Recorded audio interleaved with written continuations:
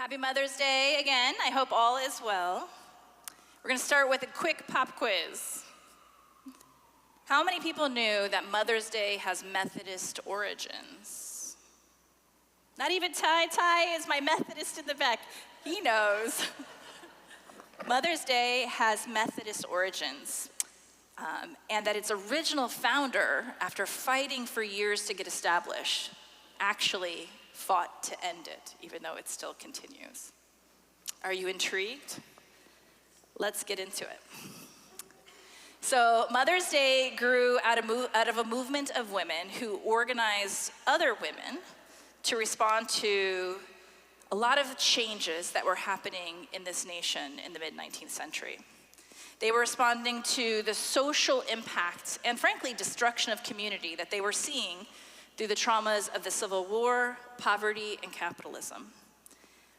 Women who were sick of war, outraged by worker exploitation, children worker exploitation, and tired of seeing human life be commodified and shattered by policymakers who were men. Two famous organizers of this movement were the aforementioned Methodist Anne Reeves Harris and the faithful Episcopalian Julia Ward Howe. And what you should know is we're all kissing cousins, so it's kind of the same family, but they came from the church. Now, on his Vision blog, Larry Green puts a great synopsis of the history of this. You can look that up and read. He'll give you a little bit more than I give you today, but he writes that Anne Reeves Jarvis, that's the wrong picture. If you can go back a picture, that would be great. Anne Reeves Jarvis was the founder of what she called Mother Friendship Clubs. She's the stern-looking woman on the right. I like that bun. It gives you a lot of lift in the cheekbones. She was also known as she also created something called Mother's Day work clubs as early as 1858. And these clubs were organized to combat the poor conditions in the Appalachian Mountains that workers and families were facing. During the Civil War, these clubs provided medical aid to soldiers on both sides of the conflict with the firm intention of preserving whatever peace would be possible. And then after the end of the war, they very intentionally tried to bring Confederate and Union soldiers together, understanding that the only way forward was to find some kind of bridge and community. Around this time, Julia Ward Howe, who's on your left, you're right, the Episcopalian, she was the writer of the Battle Hymn of the Republic. Oh, actually, that's not her, that's the younger Anne Reeves. We'll just pretend that's Julia Howe, okay. Julia Ward Howe was the writer of the Battle Hymn of the Republic, and she was moved to call upon the dignity of women everywhere to protest the cruelties of war and to unite in a call for peace. She wrote, "Why do not the mothers of mankind interfere in these matters? To prevent the waste of that human life which they alone bear and know the cost." She proposed a Mother's Day for Peace in 1872 to be held every June 2nd in the protest of war. In her proclamation, she called on women and mothers to arise, then women of this day. Arise, all women who have hearts. Say firmly, our husbands shall not come to us reeking with carnage for caresses and applause. Our sons shall not be taken from us to unlearn all that we have been able to teach them of charity, mercy, and patience. Let them women then solemnly take counsel with each other as the means whereby the great human family can live in peace. Howe's Mother Day for Peace was celebrated until the century's end throughout many states on the East Coast. Now, Anne Jarvis died in 1905, and her daughter, the woman on the right, Anna Jarvis, who was a member of her local Methodist church in Grafton, Virginia, began the work of trying to create a permanent national recognition. And not the recognition that we know today. She wanted to recognize the role that women and mothers and others who do this work have in our entire society, beyond the sphere of the home. The incredible necessary work that they had to do and continue to do to bridge violence and to build peace. The first major Mother's Day service took place in Anna Jarvis's home congregation, Andrew Episcopal Methodist Church in Virginia. And by 1914, it had won national recognition and become a permanent holiday.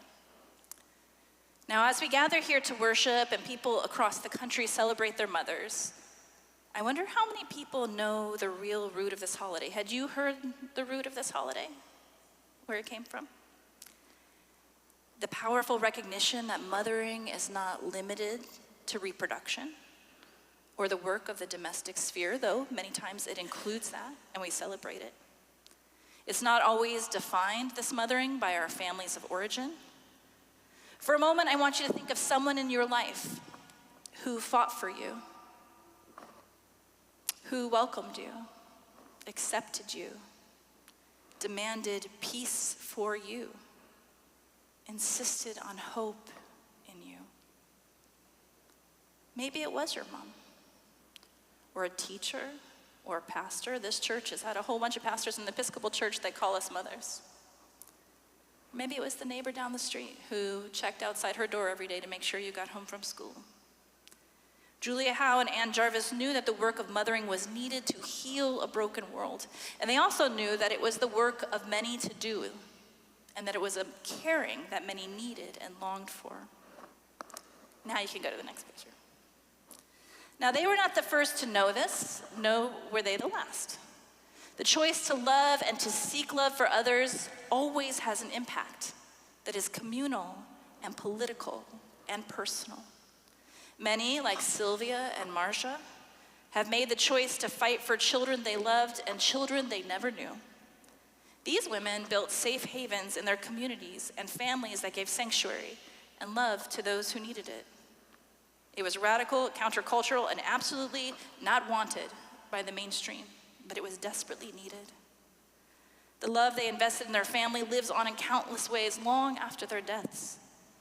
That love has changed the world. The love that these women put in the world has changed us in our congregation and our understanding about what it means to build families.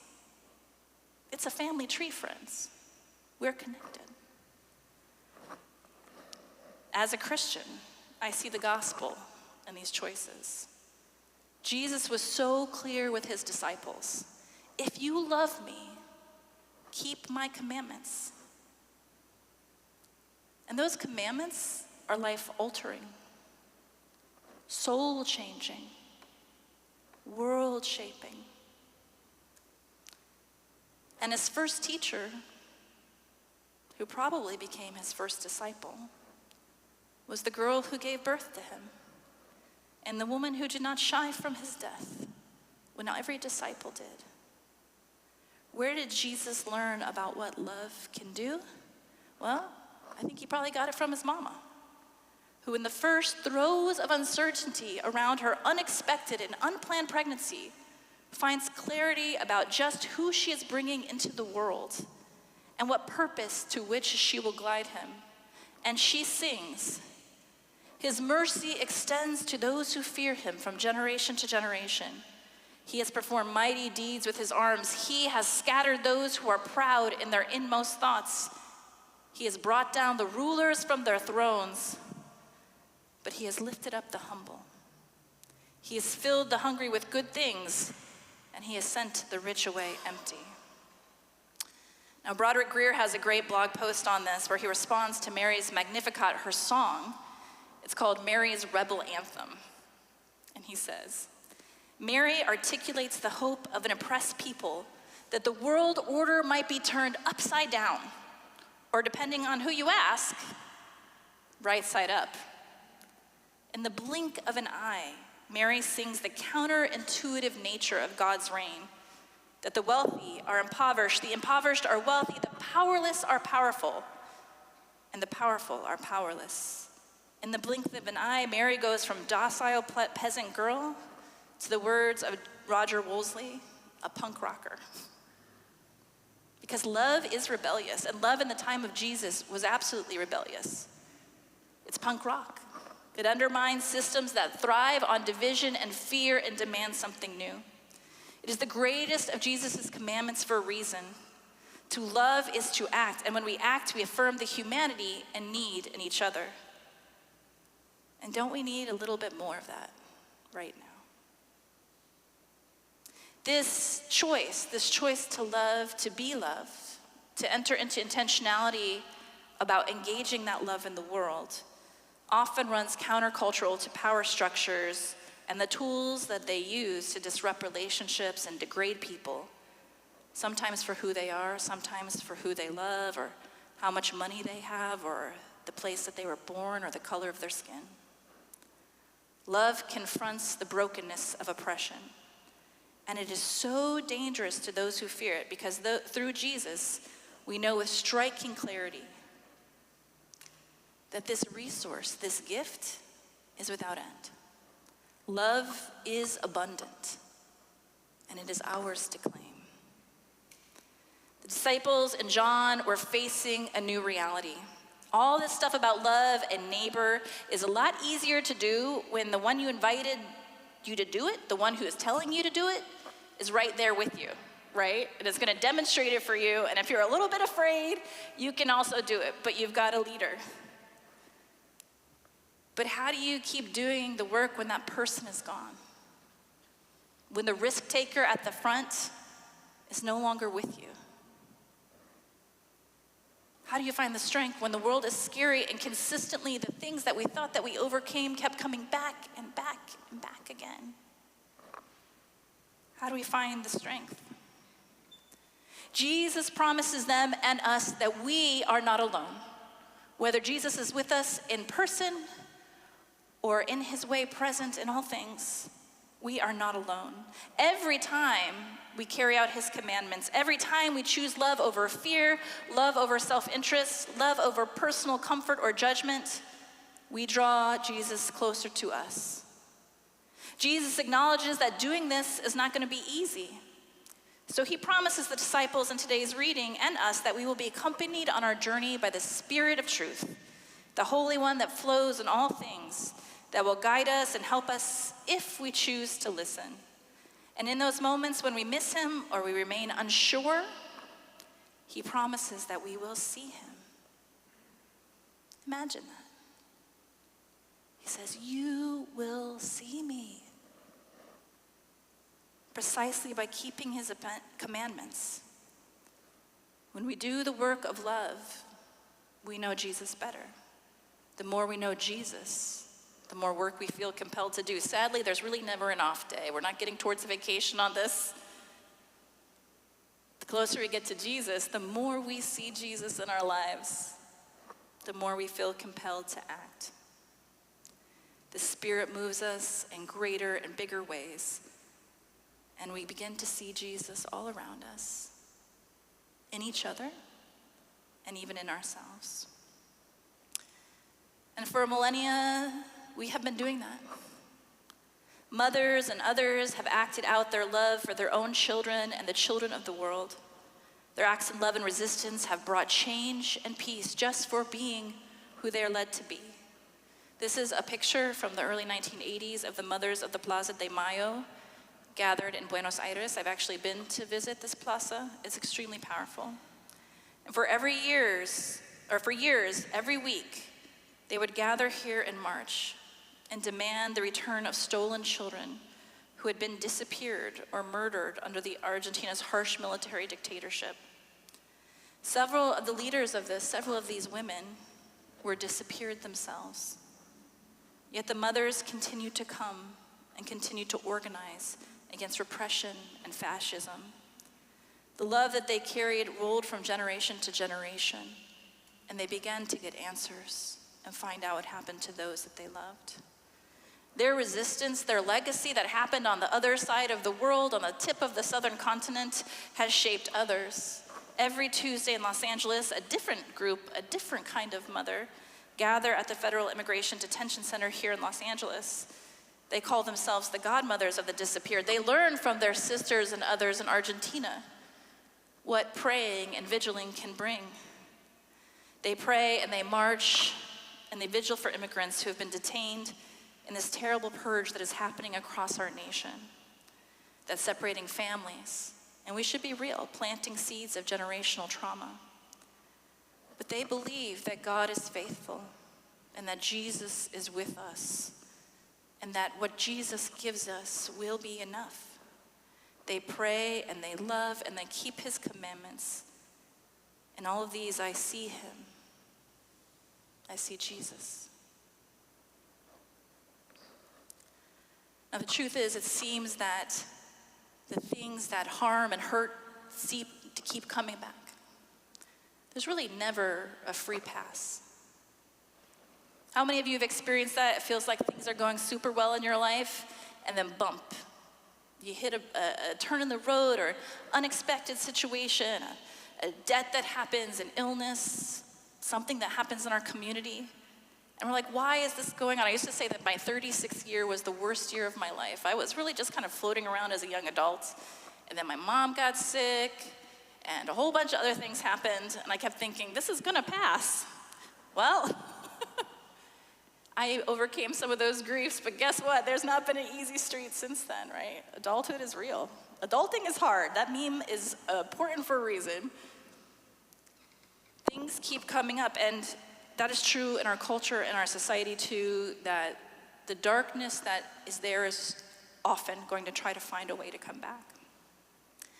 In haunting images this week that echo the grave sins of this nation's violent past, we saw state troopers removing Black elected officials, including Representative Justin Pearson, from their place of work in Tennessee. In the boldness of these leaders, in their peaceful but powerful resistance, I see Jesus. I see him. They are choosing to act on their conscience and to act with love. And I'm reminded how much we need him, how the sins of the world come over and over again to revisit us, but God is faithful and will never leave us. And if we allow the Spirit to move us, we will be given the tools to respond. We thank God for the Holy Spirit. We thank God for the Jesus in you and in others, because the world needs it right now. We need it, and our nation needs it.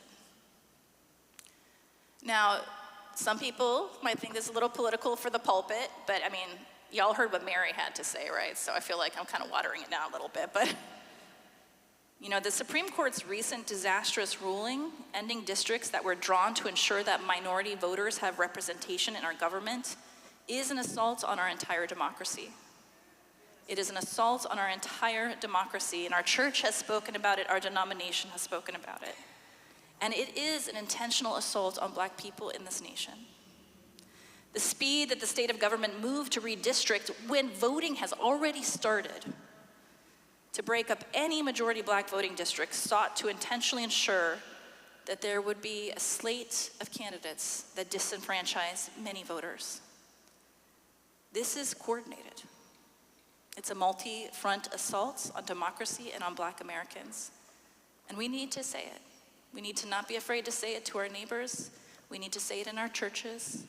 We need to say it until it becomes something that people will never do. I invite all of us, and especially my fellow white Americans, to understand and see what is happening, and to follow his commandments, and to resist.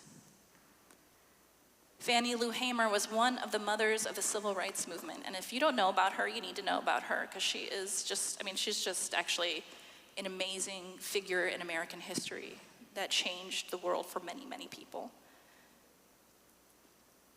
She is one of the mothers of the civil rights movement and what United Methodist pastor Reverend James Lawson called a leader of the freedom movement, who fought exhaustively for civil rights and to ensure representation for all people and the right to vote, which she was violently denied many times. In words that echo true today, she said, "One day I know the struggle will change. There's got to be a change, not only for Mississippi, not only for the people in the United States, but people all over the world." She knew that the change had to happen for all people, in all people, and by the people. She knew that prayer and love must necessarily lead to action. She said famously, "You can pray until you faint, but unless you get up and try to do something with that, God's not going to put it in your lap." Because God is inviting us, right? God is giving us what we need already. We have to choose how to respond. Now, as Christians, we should not be overwhelmed. We should not be afraid. The news is bad literally like every single day. No matter which side of the political aisle you sit on, we cannot avoid it. High prices, increasing poverty, a lot of polarization. The news is not good. And we can make a choice. We can hide from it and choose not to engage it. Or we can lean into the God who has promised us that in the easiest and the most difficult moments, that God is not going to leave us, that he will send an advocate to us, a Holy Spirit who will guide us, who will give us the things that we need. And what you need to be a part of the struggle for ensuring that people know Jesus' love is going to be different than what your neighbor needs. But you better believe the Holy Spirit's going to give it to you, because Jesus has told us that he will not leave us alone, that he will walk with us, and in those moments when we need him, we will see him in others and in ourselves. God does and will hear our prayers, and God will give us what we need. We can lean into what Reverend Lawson called the soul force, the practice of the energy of love, compassion, and truth in the midst of conflict and fear.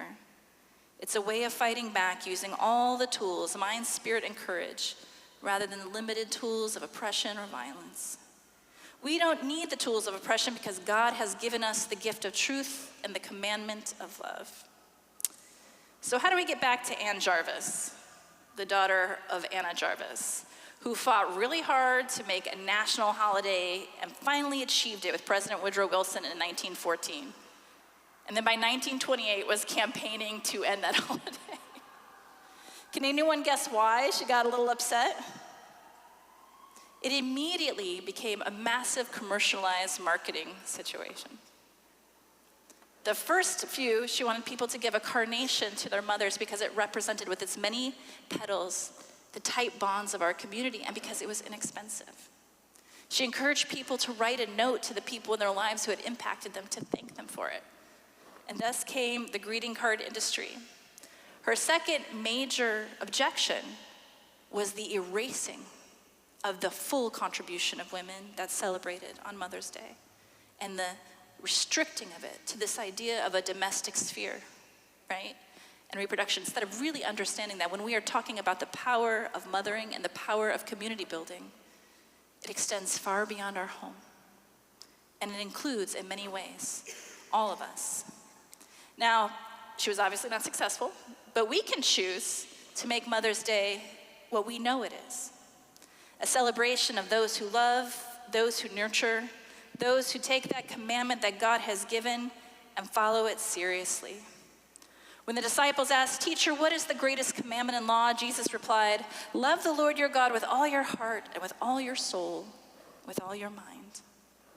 This is the first and greatest commandment. And the second is like it.